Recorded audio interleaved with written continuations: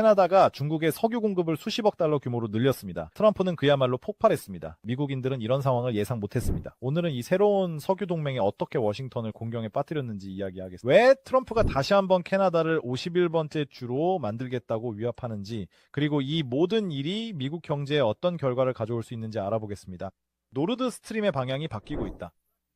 수십 년 동안 캐나다에서 미국으로 남쪽으로만 흘러가던 거대한 석유의 강을 상상해보세요. 2025년 이 강이 갑자기 동쪽, 즉 중국을 향해 흐름을 바꾸기 시작했습니다. 이것은 단순한 말이 아니라 통계로 입증된 사실입니다.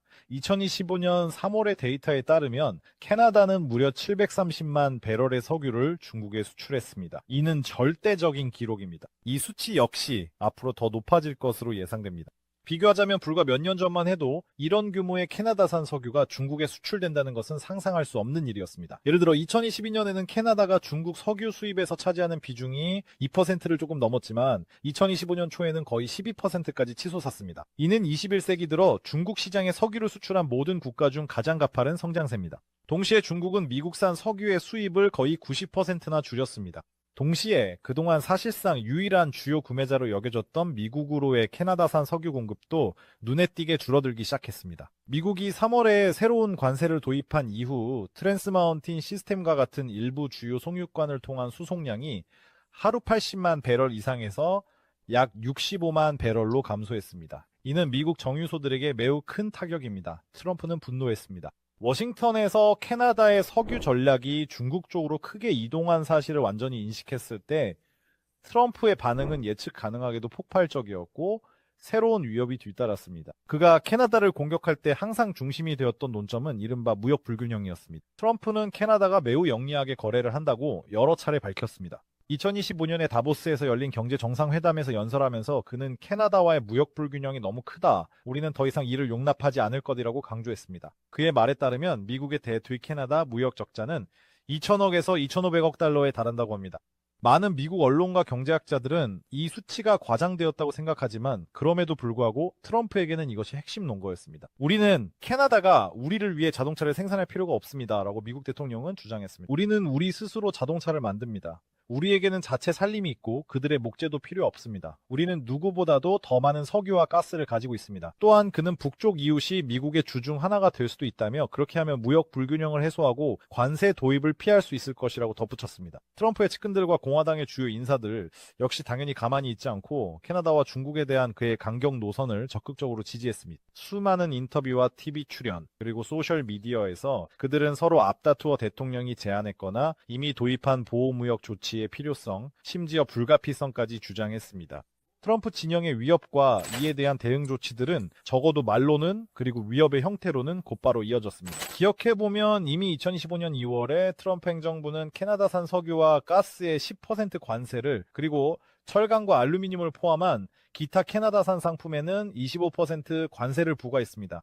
이 결정만으로도 오타와에서는 것엔 분노가 일어났습니다. 이후 트럼프와 그의 최측근 참모들은 이러한 조치가 더 강화될 가능성에 대해 언급하기 시작했습니다. 석유의 10%, 그건 단지 준비운동, 경고사격에 불과했다라고 보수 언론들은 백악관의 한 고위 관료의 말을 인용했습니다. 제한 대상 품목 목록을 확대하는 방안도 논의되었으며 여기에는 자동차 산업과 농산물까지 포함될 수 있었습니다. 이러한 조치는 미국 수출에 크게 의존하는 캐나다 경제에 매우 치명적인 타격이 될 뻔했습니다. 또한 USMCA 무역협정의 일부 조항을 일방적으로 재검토하자는 제안도 나왔는데 이는 법적 혼란을 초래할 수 있었습니다. 캐나다의 잠재적 합병에 대한 아이디어가 다시 한번 미국 소셜미디어에서 회자되기 시작했습니다.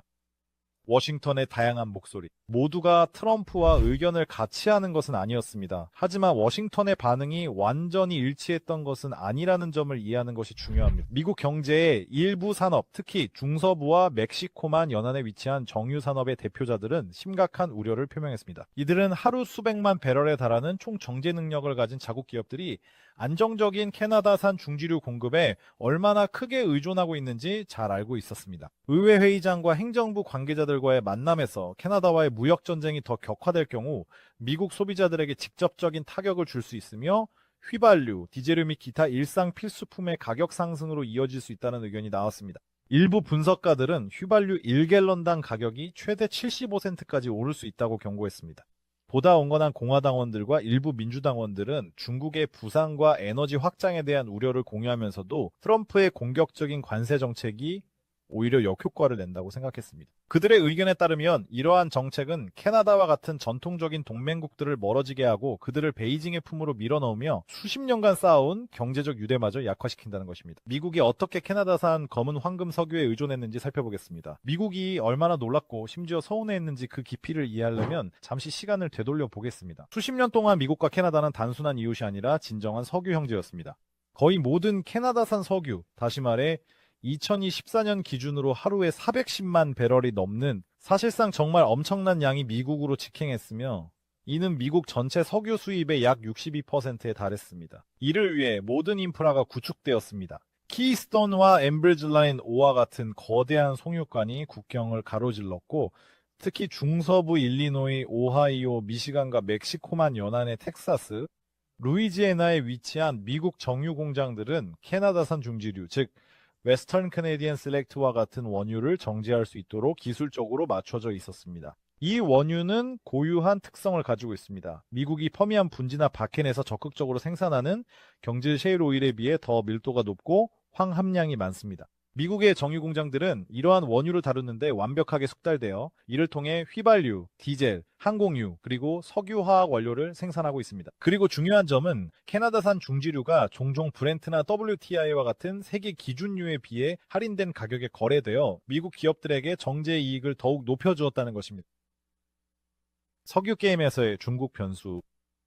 이제 세계의 무대의 또 다른 거인 중국을 살펴보겠습니다. 중국 경제는 일부 둔화에도 불구하고 계속 성장하고 있으며 이에 따라 에너지 자원에 대한 수요도 꾸준히 증가하고 있습니다. 중국은 이미 오랫동안 세계 최대 석유 수입국의 자리를 굳건히 지키고 있으며 하루에 100만 배럴이 넘는 석유를 수입하고 있습니다. 그리고 중국은 끊임없이 새롭고 신뢰할 수 있으며 무엇보다 경제적으로 유리한 공급원을 찾고 있습니다. 중국의 장기 에너지 전략에서 중요한 부분은 바로 다각화입니다. 베이징은 중동의 끊임없는 분쟁 지역이든 제재를 받고 있는 러시아든 특정 공급자나 정치적으로 불안정한 지역에 의존하지 않으려 하고 있습니다. 바로 이 지점에서 캐나다산 석유가 등장합니다. 2025년의 새로운 환경에서 이 석유는 중국에 특히 매력적으로 다가왔습니다.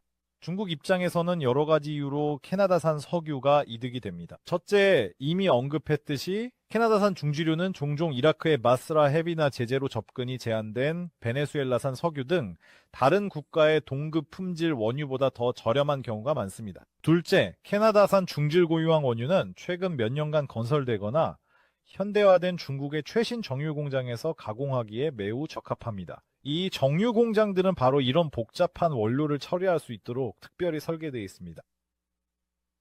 동쪽으로 가는 길이 열렸습니다. 트랜스 마운틴 파이프라인. 그렇다면 왜 이 캐나다의 동방 전환이 바로 지금 이렇게 빠른 속도와 대규모로 가능해진 걸까요?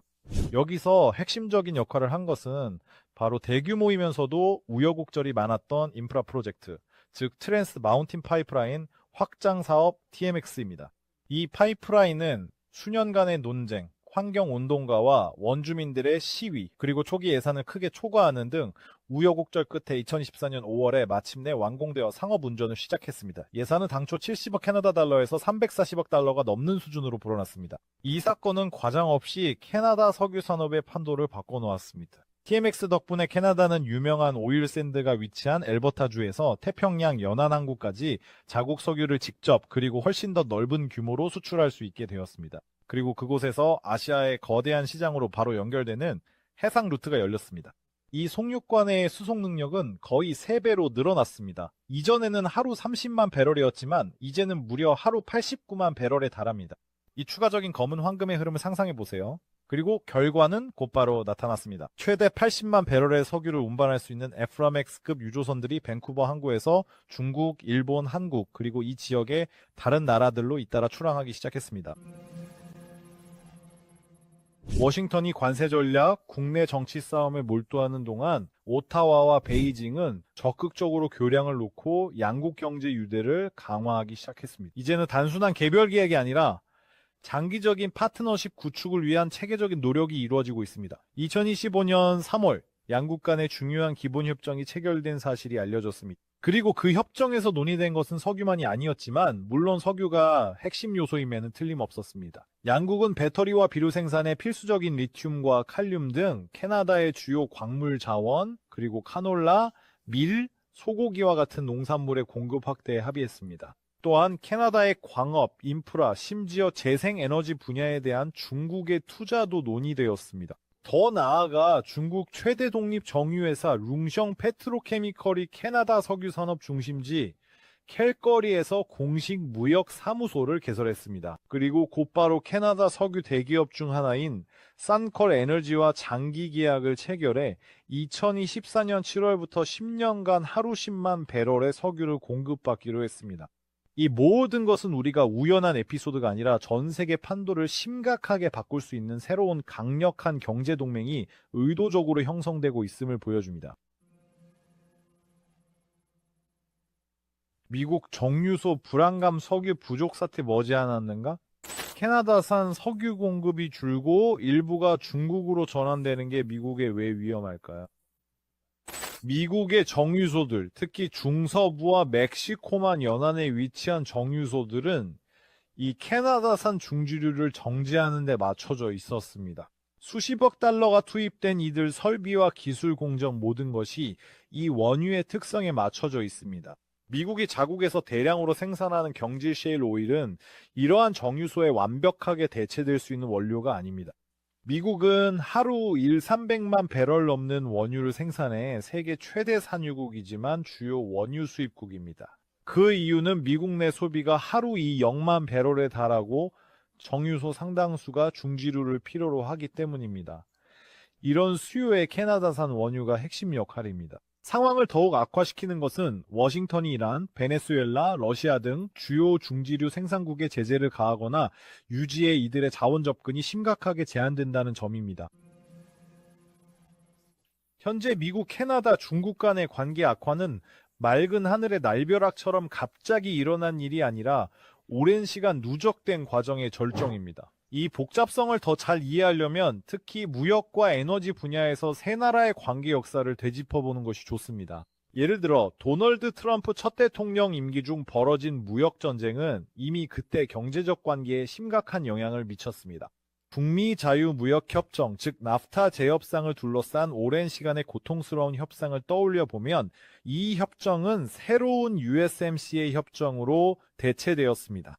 이미 그때 철강과 알루미늄 관세가 도입되었고 거친 발언과 상호 비난이 오가며 불신의 분위기가 조성되었습니다. 미국과 중국 간 석유 무역의 흐름도 항상 순탄치 않았고 정치적 상황과 세계 시장 유가 등 다양한 요인에 따라 달라졌습니다. 중국은 때로 미국산 석유 수입을 늘리기도 했고 때로는 미국이 관세를 도입한 후처럼 수입을 크게 줄이기도 했습니다. 2025년 이번 위기와 그에 따른 관세 전쟁 그리고 캐나다산 석유 흐름 재조정은 이 오랜 갈등의 새로운 더욱 첨예한 국면입니다. 쌓여온 불만과 경제적 이해관계 세 나라 모두의 지정학적 야망이 얽혀 있습니다. 우리가 목격하는 것은 단순한 석유 거래나 관세 분쟁을 훨씬 뛰어넘는 일입니다. 이것은 진정한 지정학적 체스 게임으로 각 수마다 장기적인 파급 효과가 있고 세계 권력 균형을 바꿀 수도 있습니다. 캐나다와 중국 사이에 형성되고 있는 석유 동맹은 아직 공식적으로 체결되지는 않았지만 이미 세계 무대에 심각한 영향을 미치고 있습니다. 첫째로 이는 북미에서 미국 영향력이 눈에 띄게 약화되고 있음을 보여줍니다. 가까운 동맹국, 이웃 캐나다는 점점 더 경제적 자립성을 보이며 워싱턴 이익과 항상 일치하지 않는 정책을 펼칠 준비가 되어 있음을 드러냅니다. 이는 미국 외교의 중대한 신호입니다. 둘째로 이는 중국이 글로벌 플레이어 입지를 강화하는 것입니다. 베이징은 전략적 자원에 접근하게 되었고 자원 공급 경로는 태평양을 거쳐 일부는 미국 해군 통제권이 미치지 않는 지역으로 이동하고 있습니다. 셋째로 이른바 석유 달러에 대한 장기적인 영향 가능성도 배제할 수 없습니다. 만약 대규모 석유 거래가 미국 달러를 우회하여 예를 들어 위안화나 다른 국가 통화로 점점 더 자주 이루어진다면 이는 수십 년 동안 미국 경제력의 기반 중 하나였던 세계 에너지 자원 무역에서 달러의 지배적 위치를 점차 약화시킬 수 있습니다. 캐나다는 이 상황에서 분명히 상당한 이점을 얻고 있습니다. 첫째로 이는 오랫동안 기다려온 수출 다각화로 미국 시장에 대한 치명적인 의존도를 줄여줍니다. 둘째로 이는 자국의 원유를 프리미엄이 붙는 아시아 시장에서 특히 중지류에 대한 수요가 충분히 높은 곳에서 잠재적으로 더 높은 가격에 판매할 수 있는 기회입니다. 마지막으로 이는 경제적 주권을 강화하고 대외 경제정책 결정에서 더 큰 자유를 얻게 된다는 점입니다. 중국 역시 분명한 이익을 얻고 있습니다. 중국은 신뢰할 수 있는 파트너로부터 안정적으로 양질의 원자재를 공급받으면서 점점 더 높아지는 에너지 안보를 확보하게 됩니다. 이와 동시에 베이징은 일부 다른 공급업체들과 비교해 더욱더 유리한 가격 조건을 기대할 수 있으며 자신에게 유리한 무역 동맹을 형성할 수 있는 글로벌 경제 중심지로서의 지정학적 입지도 한층 더 강화하고 있습니다. 그리고 반면 미국의 상황은 훨씬 덜 긍정적으로 보입니다. 여기에는 이미 언급된 국내 연료 시장의 불안정과 휘발유 가격 상승 위험, 비록 그리 크지 않더라도 자국산 석유가 중국 시장의 일부를 잃는 문제, 그리고 북쪽 이웃이자 핵심 무역 파트너에 대한 영향력 약화 등이 모두 포함됩니다. 게다가 이는 결국 세계 무대에서의 이미지 손실로도 이어집니다.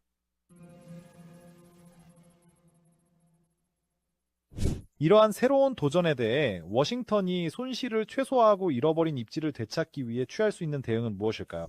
여러 가지 선택지가 있으며 각각은 심각한 위험과 잠재적인 이점을 가지고 있습니다. 첫 번째이자 가장 명확한 방법은 특히 무역에 대해 강경한 입장을 가진 행정부가 집권할 경우 캐나다와 중국에 대한 관세 압박을 계속하거나 심지어 강화하는 것입니다. 하지만 2025년의 사례에서 볼 수 있듯이 이러한 정책은 갈등의 추가적인 격화, 보복 조치, 그리고 미국 자체의 경제적 고립 심화로 이어질 수 있습니다. 두 번째 선택지는 특히 캐나다와의 건설적인 대화를 시도하는 것입니다. 가장 논란이 많은 일부 관세를 재검토하고 타협점을 찾아 흔들린 신뢰를 회복하려고 시도할 수도 있습니다. 이를 위해서는 워싱턴이 유연성을 보이고 변화된 현실을 인정해야 할 것입니다. 세 번째 방법은 캐나다와 중국 석유 시장을 두고 직접적으로 경쟁을 시도하는 것입니다. 하지만 이는 현재 미국과 중국 간의 정치적 긴장, 그리고 중국이 가격적인 이유를 포함해 캐나다 공급업체에 명백한 우대를 주고 있다는 점을 감안할 때는 극히 어려울 것입니다. 마지막으로 미국은 자국의 경질, 셰일 오일 생산을 더욱 강화하고 더 중요한 것은 미국산 원유를 효율적으로 정제할 수 있는 신규 정유시설 건설이나 기존 정유시설의 현대화에 더욱 집중할 수 있습니다. 하지만 이는 매우 오랜 시간과 막대한 자본이 필요한 데다 환경적으로도 결코 간단하지 않은 과정입니다.